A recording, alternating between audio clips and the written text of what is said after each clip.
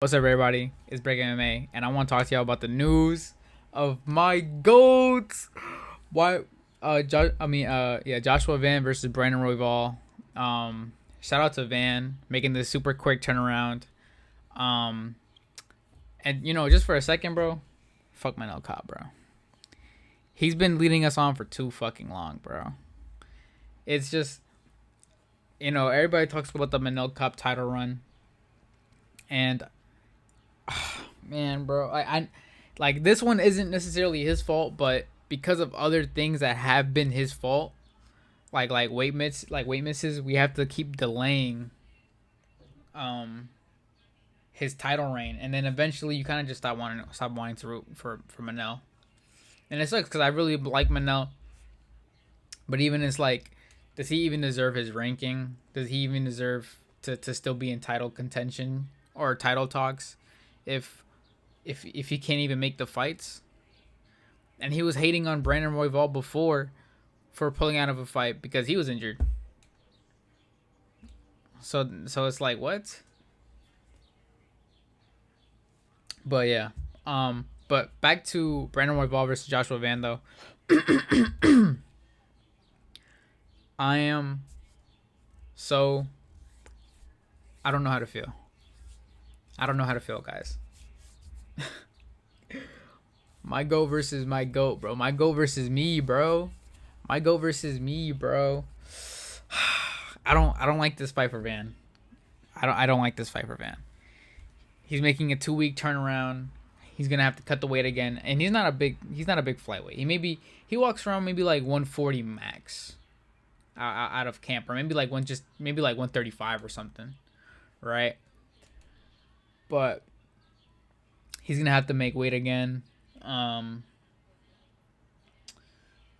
you know, like the recovery of his hands, like he I don't want to say he took damage, but it's like even blocking strikes like that hurts. You know what I'm saying? Your body still needs to heal from that. And maybe not so much in flyweight because they don't hit. They may not hit as hard, but still. Um, and I think just even stylistically, a taller fighter, dynamic, can finish. He throws the hard knees, the hard elbows that can knock you out. And you know, he's definitely gonna be looking at the tape, bro, of Van getting hit by Shires with that spinning elbow at UFC Noche, or Noche UFC, whatever this shit's called. Just saying. I'm just saying. No, I do think I'm taking Royval in this fight for sure. Like, I think because he's gonna be able to match the pressure of Joshua Van. I think Van can get good shots in, but he doesn't have the power to necessarily make Royval fear it. You know, I don't think Van hits. I would say Van doesn't hit that hard, and Royval's taking some hard shots, and the hard shots he's taken from other fighters to Van is not close.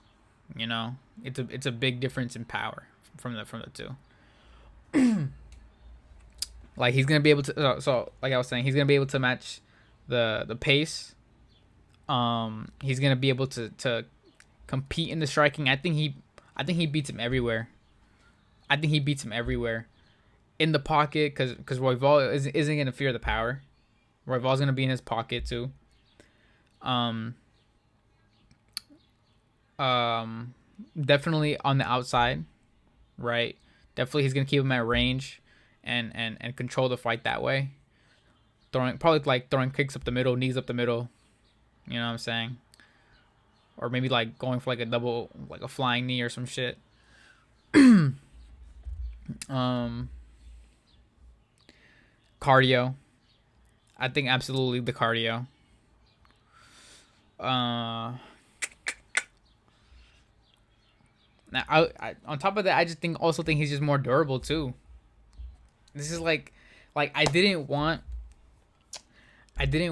Van to fight Brandon Moreno, at UFC 320, because I feel like in terms of boxing skill, it can be a little closer than people think. But um, Moreno hits hard, and he's also a dynamic striker with more reach and able to fight in the pocket because he has a chin on him. You know, so it's that power aspect, but you don't really get that from Royval. So either or, I think just these two fighters is too much for Van right now. I think it's too much for Van right now. Oh man, it sucks, bro. Cause I fuck with Van so much, but this is feeding him to the dogs, bro. This is feeding him to the dogs.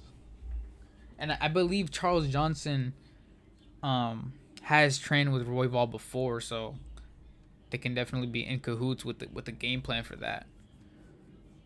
And I can't, bro. I can't. Oh man, Royval's gonna finish him, bro.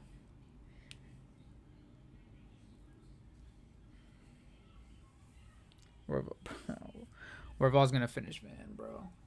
This sucks. This sucks so much. All right, but there was like two other things I wanted to talk about while I was already here for this. This way, yeah. Justin Gaethje begging for a title shot, bro. It's not happening. Look, Justin Gaethje, I love you and all, but you don't deserve a title shot right now. You lost to Max Holloway, and you claim that was an exhibition bout. Bro, that was easily just the same as him moving up, and moving up from 145 to fight you in the division. Like, just because he beat you in the exhibition bout made Max Holloway any less. I would say Max Holloway would be 100% more deserving than you, bro. Like, he's coming off a loss to Ilya Topuria, so what? He still beat you, bro. And the last person you beat was fucking Fiziev. And he was ranked number 12, coming off injury after like a 2-year layoff. And you still barely beat him. You know what I'm saying? So I can see where Justin was coming from. It's not in this post, but in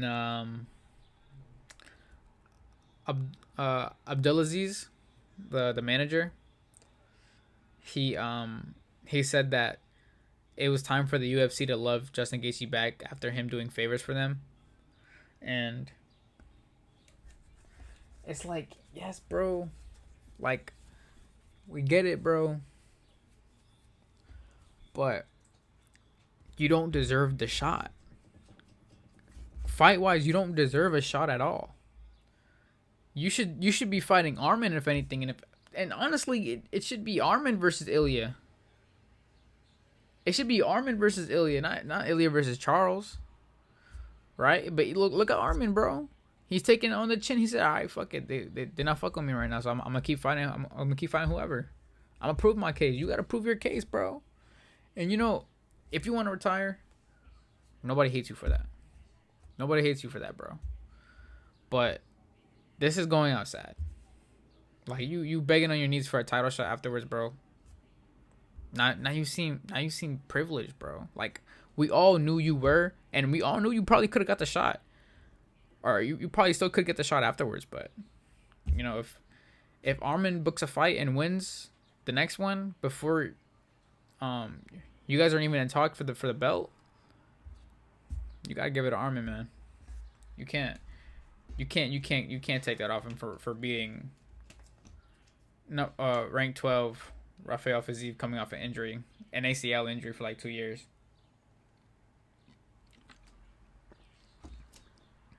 And taking him to a third round decision.